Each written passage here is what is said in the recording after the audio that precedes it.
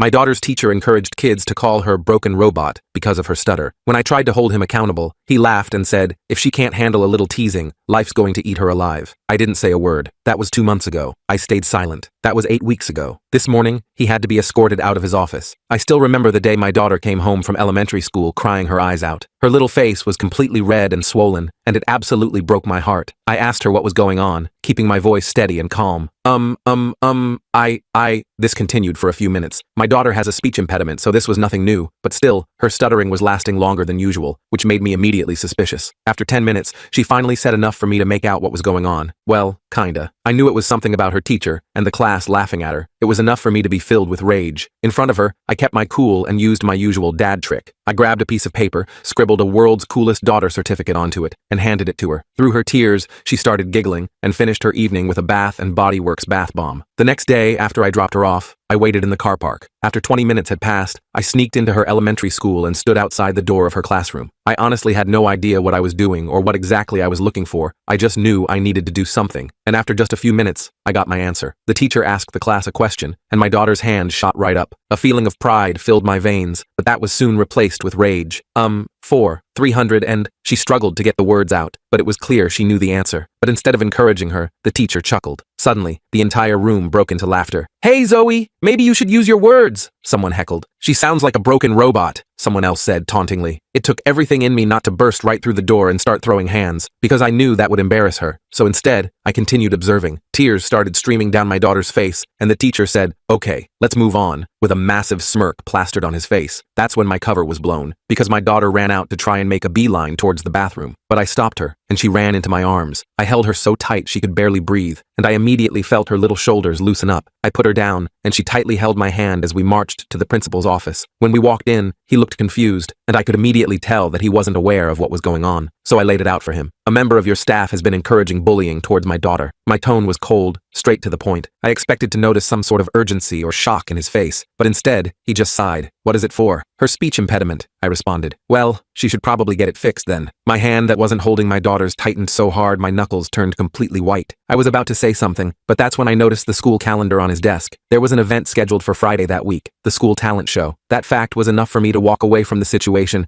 because I began to hatch a plan. You see, I worked as a general at a military base. None of the parents or teachers knew this because it usually garners a lot of attention, something I wanted to avoid. But I was about to shove it down their throats. I let my daughter stay home from school until the day came. Fast forward to Friday. My daughter was due to perform a poem, and she was begging me to let her pull out. No, sweetie pie, you gotta show them who's boss, I'd tell her. I knew she was going to get bullied, laughed at, made fun of, but I wanted that. In fact, the more they teased her, the happier I'd be. So when she had just finished her first sentence and someone yelled, "Hey, are you loading or something?" I smiled, because that's when 6 military trucks pulled up outside and soldiers began to fill the auditorium. Everyone sat there frozen, not knowing if this was organized by someone else. As Zoe locked eyes with me, I told her to continue. She kept stuttering, but this time the room was silent, except for her teacher who couldn't help but burst into laughter. In response, one of my soldiers marched straight towards him and stared him down until he felt too stupid to say anything else. As soon as my daughter finished, they all filed out and left. Everyone's heads turned to look at each other, and the auditorium was flooded with muffled confusion. This was then followed by a slow, controlled round of applause. Some people were even cheering. Meanwhile, the teacher looked like he was about to tear the room apart with anger. This made me even more amused, and a sense of joy filled my stomach. First, I thought the story had ended, but really, it was just beginning, because it turns out that teacher, Mr. Evans, had an ace up his sleeve, one that threatened to ruin me and my daughter's lives forever. People were looking at each other, at the doors, at Zoe, trying to figure out what had just happened. Principal Wilson was on his feet now, looking around wildly. Mr. Evans just sat there, his face a mixture of confusion and embarrassment. Zoe practically ran off the stage and back to me. I wrapped her in a huge hug, lifting her off her feet. "You did it, kiddo! You were amazing!" She was beaming. "Did you see their faces? Nobody laughed at me. Nobody will ever laugh at you again," I promised. We stayed for the rest of the show, though I barely paid attention to the other acts. I was too busy watching Mr. Evans, who kept glancing back at us with barely concealed anger. Good. Let him be angry. As long as he never messed with my daughter again, I didn't care. After the show, several parents came up to congratulate Zoe on her poem. A few gave me curious looks, clearly wondering about the military presence, but no one directly asked. Small-town politeness, I guess. As we were leaving, Principal Wilson intercepted us at the door. He had this fake smile plastered on his face. "Mr. Mitchell, could I have a word with you in my office on Monday morning?" "Sure thing," I said cheerfully, looking forward to it. The weekend was great. Zoe was on cloud 9, talking nonstop about how cool it was when all the officers came in and how nobody laughed at her. We celebrated with ice cream and a movie marathon. For the first time in weeks, she seemed excited about going back to school on Monday. I dropped her off Monday morning, then parked and headed to my meeting with Principal Wilson. I wasn't worried. What were they going to do? Complain that I stopped my daughter from being bullied? When I walked into his office, I was surprised to see Mr. Evans sitting there too. He wouldn't meet my eyes. Principal Wilson gestured for me to sit down. Mr. Mitchell, what happened at the talent show on Friday was unprecedented. Was it? I asked innocently. You brought military personnel into a school event without authorization. That's a serious security breach. I shrugged. I didn't see any signs saying no military allowed. They're all tax-paying citizens who wanted to support the arts in our schools. What's the problem? Principal Wilson's face reddened. The problem is that it was clearly an intimidation tactic. Intimidation? I don't know what you mean. I just invited some colleagues to watch my daughter perform. Unlike some people in this room, they know how to behave respectfully when a child is speaking. Mr. Evans finally looked up, his face twisted with anger. This is ridiculous. He threatened me. Not a single person spoke to you, I pointed out. If you felt threatened by someone simply standing near you, maybe that's your conscience talking. Principal Wilson sighed heavily. Mr. Mitchell, we can't have parents bringing in military displays every time they have an issue with the school. And we can't have teachers allowing students to bully a child with a disability, I countered. Which, by the way, is a violation of about a dozen education laws and policies. That shut them up. Principal Wilson cleared his throat uncomfortably. Mr. Evans has assured me he never encouraged any bullying. I saw it with my own eyes. So did 8 United States military officers, all of whom would be happy to provide statements if needed. I'm sure the school board, the local news, and the Americans with Disabilities Act Enforcement Office would find their accounts very interesting. The threat hung in the air. Principal Wilson and Mr. Evans exchanged glances. What exactly do you want, Mr. Mitchell? Principal Wilson finally asked. I want my daughter to be treated with respect. I want Mr. Evans to apologize to her in front of the class. And I want a clear anti-bullying policy that specifically addresses disabilities, including speech impediments, with real consequences for teachers who violate it. Principal Wilson nodded slowly. I think we can arrange that. Mr. Evans started to protest, but Principal Wilson cut him off with a look. I stood up, considering the meeting over. Great. I'll expect that apology today, and I'll be checking in with Zoe to make sure there are no further incidents. I walked out feeling pretty good about myself. I'd stood up for my daughter and made sure those jerks knew they couldn't mess with her anymore. Problem solved, right? Man, was I wrong. The next couple of weeks seemed to go fine. Zoe reported that Mr. Evans had apologized to her in front of everyone, though she said he didn't sound like he meant it. Still, the bullying stopped, and she was back to her happy self, excited about school and her friends. Then one afternoon, I got a call from the base. My commanding officer wanted to see me immediately. That was weird. We just had our regular meeting that morning. When I arrived at his office, Colonel Barnes was sitting behind his desk, looking more serious than usual. He gestured for me to sit down. Mitchell, we need to talk about what happened at your daughter's school. My stomach dropped. Sir, I received a call from the superintendent of schools. Apparently, you used military resources for a personal matter. Sir, I just asked a few friends to attend a school function with me. They were all off duty. Colonel Barnes raised an eyebrow. In uniform? That's not how it was described to me. I shifted uncomfortably. It may have been a bit theatrical, sir, but I was dealing with a situation where my daughter was being bullied because of her disability, and the school administration wasn't taking it seriously. He nodded slowly. I understand the instinct to protect your child, Mitchell, but you know as well as I do that using your position this way is inappropriate. The military isn't your personal enforcement squad. Yes, sir, I said, feeling a mix of embarrassment and defiance. I still didn't think I'd done anything wrong, but I could see how it looked bad. This is a serious violation of military protocol, he continued. However, given your record and the circumstances, I'm going to let it go with a formal reprimand. This time, don't let it happen again. Thank you, sir. It won't. I left his office feeling relieved but also uneasy. I hadn't fully considered that there might be professional consequences for what I'd done, but at least it was over now, or so I thought. The next morning, I dropped Zoe off at school as usual. She seemed fine, excited even, chattering about a science project they were starting that day. I headed to work, put the whole thing out of my mind, and focused on my actual job. Around lunchtime, my phone rang. It was a number I didn't recognize. Hello? Mr. Mitchell? This is Sarah from Westlake Elementary. There's been an incident involving Zoe. We need you to come to the school right away. My heart started racing. Is she hurt? What happened? She's not injured, but it would be better to discuss this in person. How soon can you get here? 20 minutes, I said, already grabbing my keys. I made it in 15, breaking probably a dozen traffic laws on the way. When I rushed into the school office, the secretary directed me to a conference room down the hall. Inside,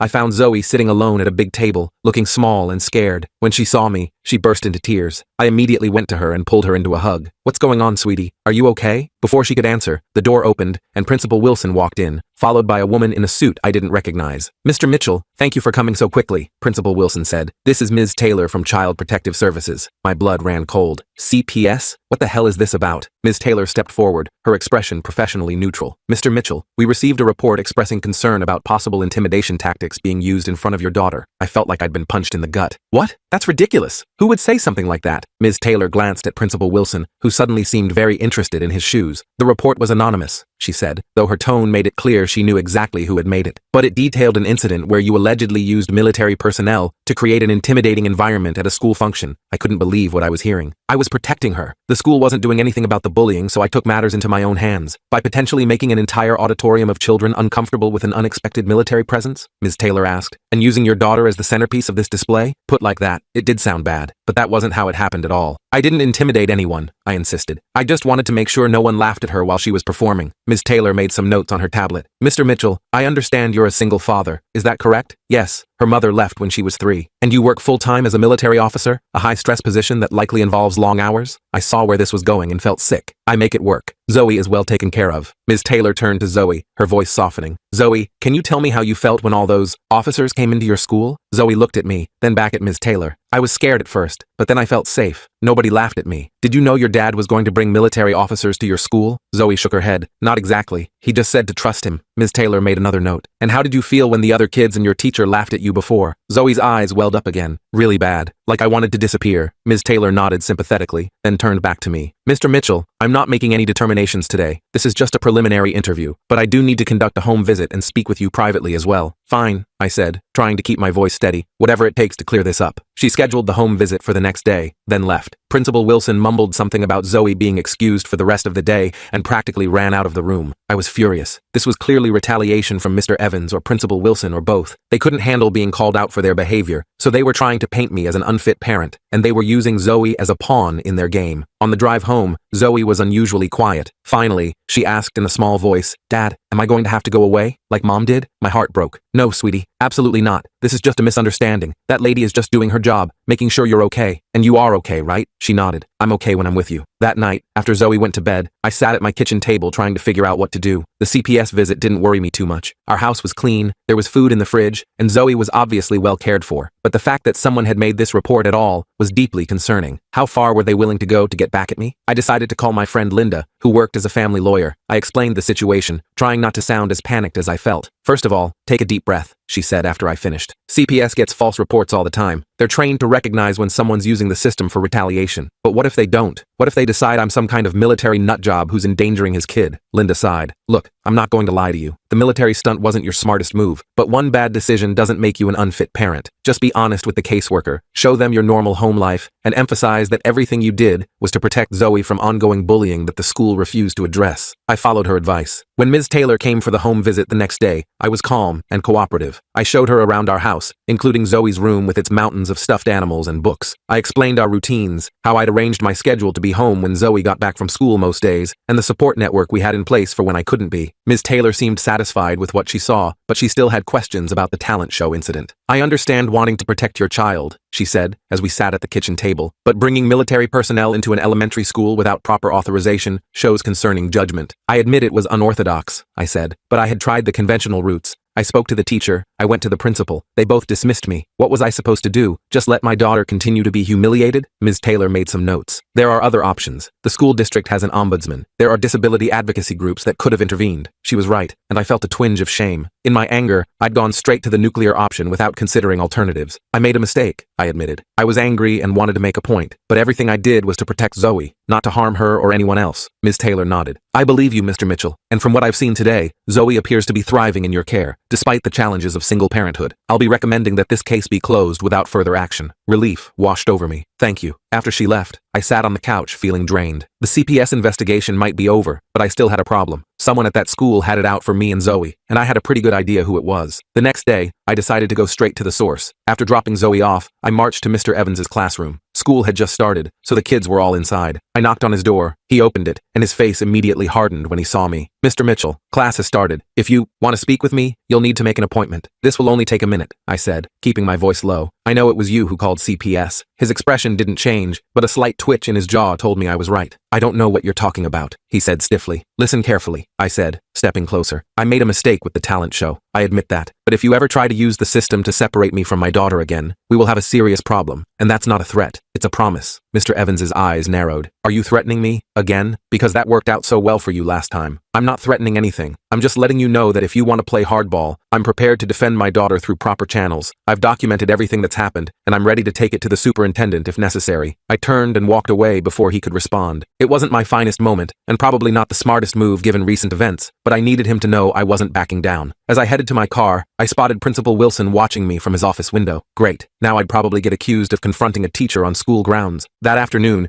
when I picked Zoe up from school, she seemed quieter than usual. Something was off. Everything okay, kiddo? I asked as we drove home. She shrugged, looking out the window. I guess, did something happen at school today? She was quiet for so long I thought she wasn't going to answer. Finally, she said, Mr. Evans made me stay in at recess to finish my math work, but I already finished it. He just said it wasn't good enough. My hands tightened on the steering wheel. Did he say anything else to you? She nodded, still not looking at me. He said I should tell you to be careful, or things might get harder for me in class. I nearly drove off the road. This guy was now indirectly pressuring my 9-year-old daughter. This crossed a serious line. Zoe, listen to me, I said, trying to keep my voice calm. Mr. Evans is wrong to say that to you. You didn't do anything wrong and neither did I. I'm going to take care of this, okay? She finally looked at me, her eyes worried. How? Are you going to bring the officers again? No, sweetie. No more officers. I'm going to handle this the right way this time. When we got home, I immediately called Linda again. I explained what had happened, including my confrontation with Mr. Evans and what he'd said to Zoe. That's inappropriate conduct toward a student, Linda said, her lawyer voice kicking in. And using a child to send messages to a parent is completely unprofessional, possibly even grounds for disciplinary action. So what do? Document everything. Have Zoe write down exactly what happened and what was said, then take it straight to the superintendent, not the principal. Wilson's already shown he's not going to help you. I followed her advice. I helped Zoe write down what had happened, being careful not to put words in her mouth. Then I wrote my own account of everything that had happened since that first day I found her crying after school. The next morning, instead of going to work, I drove to the district office. I had to wait almost 2 hours, but finally got in to see Superintendent Reese, a stern-looking woman with salt and pepper hair. I laid out everything: the initial bullying, the school's failure to address it, my admittedly over-the-top response at the talent show, the CPS report, and now Mr. Evans's inappropriate behavior toward Zoe. Superintendent Reese listened without interrupting, occasionally making notes. When I finished, she sat back in her chair and sighed. Mr. Mitchell, I appreciate you bringing this to my attention. What you've described is deeply concerning on multiple levels. So you'll do something about it? I'll need to conduct my own investigation, speak with all parties involved. But yes, if what you've told me is accurate, there will be consequences. Teacher-sanctioned bullying is unacceptable, as is retaliating against a student. I felt a weight lift off my shoulders. Finally, someone was taking this seriously. What about Zoe? I asked. I don't want her in that man's classroom anymore. Superintendent Reese nodded. I think we can arrange a transfer to Ms. Johnson's class. She's excellent with children who have special needs. I left the district office feeling cautiously optimistic. Maybe this nightmare was finally coming to an end. But as I was about to learn, Mr. Evans had one more card to play, and it was going to change everything. The next day, I got a call from Superintendent Reese, asking me to come back to her office. I figured she had updates on the investigation, so I rearranged my schedule at work and headed over. When I walked in, her expression was grim, which immediately set off alarm bells in my head. Mr. Mitchell, please sit down, she said, gesturing to the chair across from her desk. We have a situation. My stomach dropped. What kind of situation? She slid a folder across her desk. Mr. Evans has filed a formal complaint against you. He's claiming you've been harassing him, and that the military display was actually an attempt to intimidate him specifically because of a personal vendetta. I opened the folder and started reading. The more I read, the angrier I got. This guy had completely twisted everything that happened. This is BS, I said, tossing the folder back on her desk. He's the one who's been harassing my daughter. Superintendent Reese held up her hand. I understand you're upset, but there's more. She pulled out another document. He's provided a recording from yesterday morning. You went to his classroom and made what could be interpreted as threats. Damn. I had completely forgotten about school security cameras. I didn't threaten him. I just told him to stop messing with my family. The recording doesn't have audio, but he claims you said, and I quote, "If you want to play hardball, I'm prepared to defend my daughter." That could be construed as a threat. I ran my hand through my hair, frustrated. Okay, I shouldn't have confronted him, but you have to understand, this guy called CPS on me and then intimidated my 9-year-old daughter. I'm taking those allegations very seriously, she assured me. But Mr. Evans has also raised concerns about your judgment. My what? He's suggesting that your military background combined with the stress of single parenthood has made you reactive. He's pointed to the talent show incident as evidence. I couldn't believe what I was hearing. This snake was trying to paint me as some unstable military officer who might snap at any moment. It was such a cheap, stereotypical play that I almost laughed. Almost. So what happens now? I asked, trying to keep my voice steady. The school board will need to review all the evidence. In the meantime, I've approved Zoe's transfer to Ms. Johnson's class, effective immediately. That was something, at least. And Mr. Evans? He'll continue teaching while the investigation proceeds. That's standard protocol. I wanted to argue, but I knew it wouldn't help. Fine. Is there anything else? Just try to keep your distance from Mr. Evans for everyone's sake. I nodded and left, seething. This guy was playing dirty, and somehow I was the one being treated like the problem. On my way out of the building, my phone rang. It was Linda. "How'd it go with the superintendent?" she asked. I filled her in on everything, including Morgan's counter-complaint and the security footage. "That sneaky bastard," Linda said when I finished. "He's trying to flip the script on you, and it's working," I said, getting into my car. "What do I do now?" "You need witnesses," she said immediately. "Other parents, other kids who've seen Morgan bullying students or behaving inappropriately. You can't be the only one who's noticed." She was right. I'd been so focused on protecting Zoe that I hadn't thought about building a broader case against Morgan. How do I find them? It's not like I can just walk up to random parents and ask if their kids are being bullied too. "PTA meeting," Linda said. "There's one tomorrow night. Go, mingle, drop some hints about concerns with certain teaching methods. See who bites." The PTA meeting was being held in the school cafeteria. I felt awkward as hell walking in there. Most of the parents seemed to know each other already, chatting in little groups while setting up folding chairs. I spotted a few dads and gravitated toward them,